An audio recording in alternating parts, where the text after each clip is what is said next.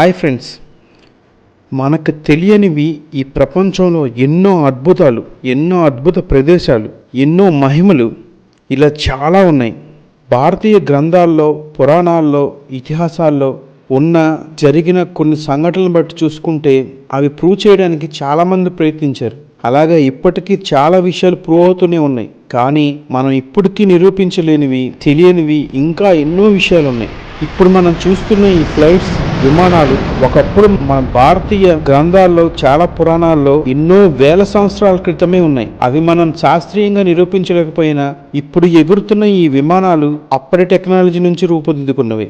అలాగే మన పంచాంగాల్లో ఇలాంటి వాటిలో ఎప్పుడో కొన్ని వందల వేల సంవత్సరాల తర్వాత జరగబోయే చంద్రగ్రహణం, సూర్యగ్రహణం లాంటి లెక్కలను వేసి ఆ కాలంలోనే మనకు తెలియజెప్పారు. ఆ కాలంలో ఎలా చేశారు అనేది మనకి ఇప్పటికీ తెలియదు, కానీ అవి మిస్టరీగానే ఇప్పటికీ ఉన్నాయి.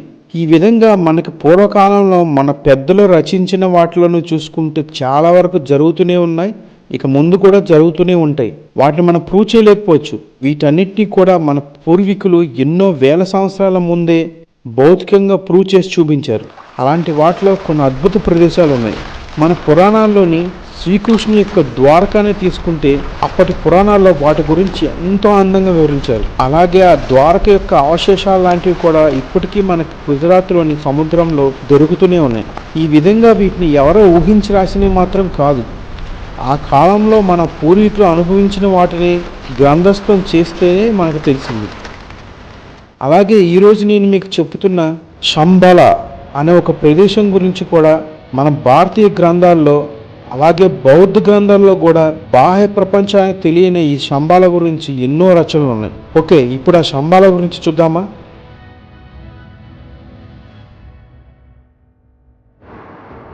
వీడియో నచ్చితే తప్పకుండా లైక్ చేయండి, మీ ఫ్రెండ్స్తో షేర్ చేయండి. ఓకే, ఇక వీడియోలోకి వెళ్దాం. ఈ శంబాల అనేది హిమాలయ పర్వతాల్లో ఎక్కడో తెలియని ప్రదేశంలో ఉంది. ఇతర దేశస్తులు కూడా దీన్ని నమ్ముతారు. అందుకే దీన్ని హిడెన్ సిటీ అంటారు. ఎక్కడో వందల వేల విస్తీర్ణంలో ఉన్న హిమాలయాల్లో మనుషులే చేరుకోలేని ప్రదేశంలో ఆ నగరం ఉందని చాలామంది నమ్మకం. అది అందరికీ కూడా కనిపించదు. అది కనిపించాలన్నా, చేరుకోవాలన్నా ఎంతో శ్రమించాలి. మానసికంగా, శారీరకంగా ఎంతో కష్టపడాలి.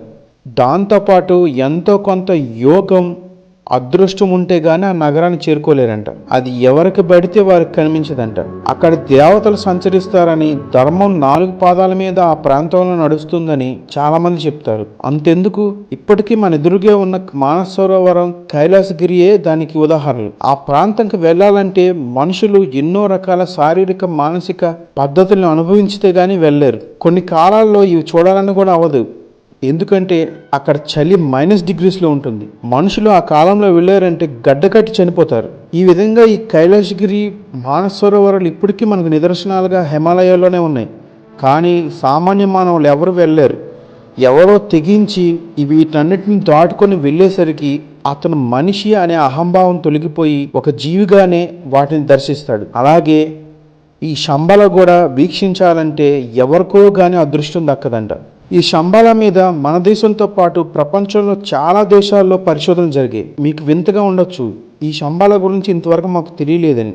కానీ ఉత్కృష్టమైన సాంప్రదాయాలకు ఆలవాలమైన ఈ శంబాల గురించి చాలా పురాతన గ్రంథాల్లో ఉంది. చాలామంది శాస్త్రవేత్తలు దీనిపై ఎన్నో పరిశోధనలు చేసి తమ జీవితాన్నంతా ధారపోసి కొన్ని విషయాలు మాత్రం సేకరించగలిగారు.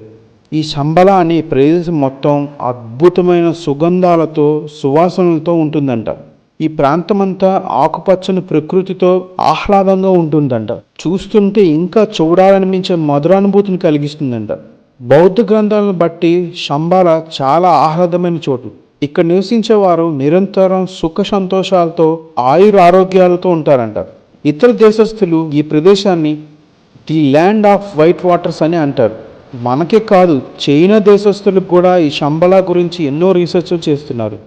వాళ్ళకి కూడా ఈ శంబాల గురించి తెలుసు.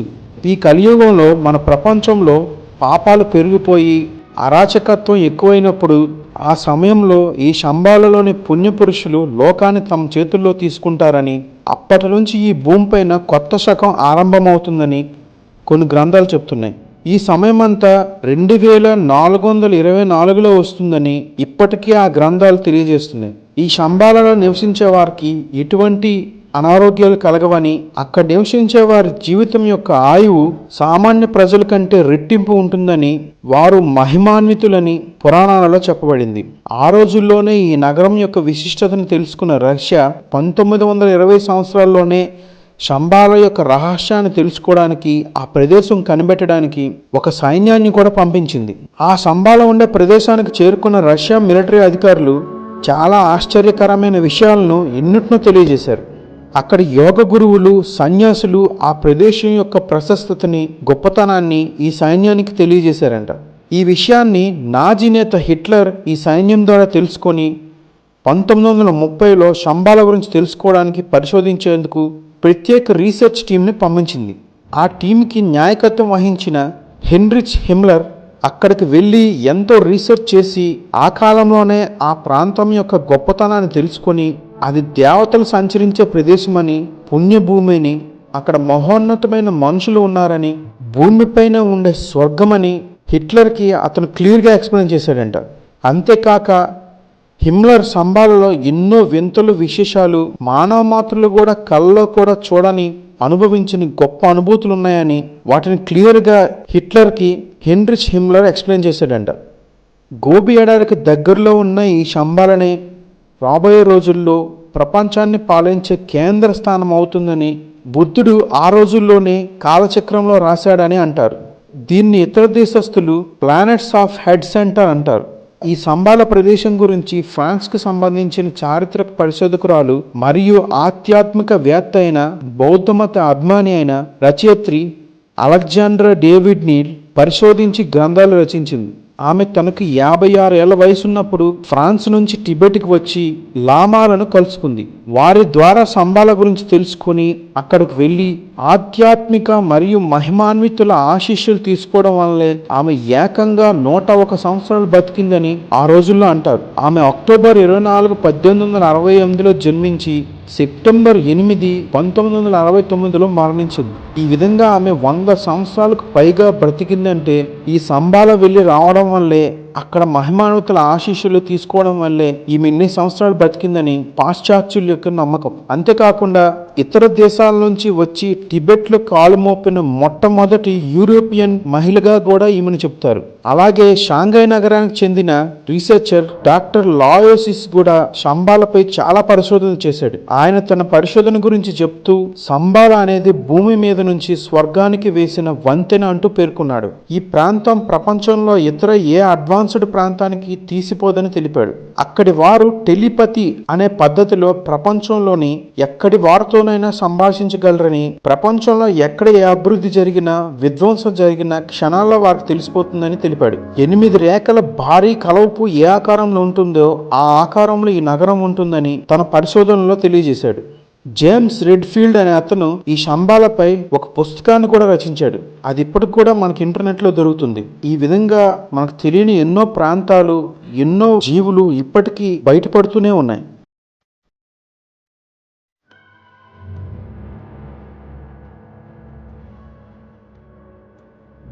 వీడియో నచ్చితే తప్పకుండా లైక్ చేయండి, మీ ఫ్రెండ్స్తో షేర్ చేయండి.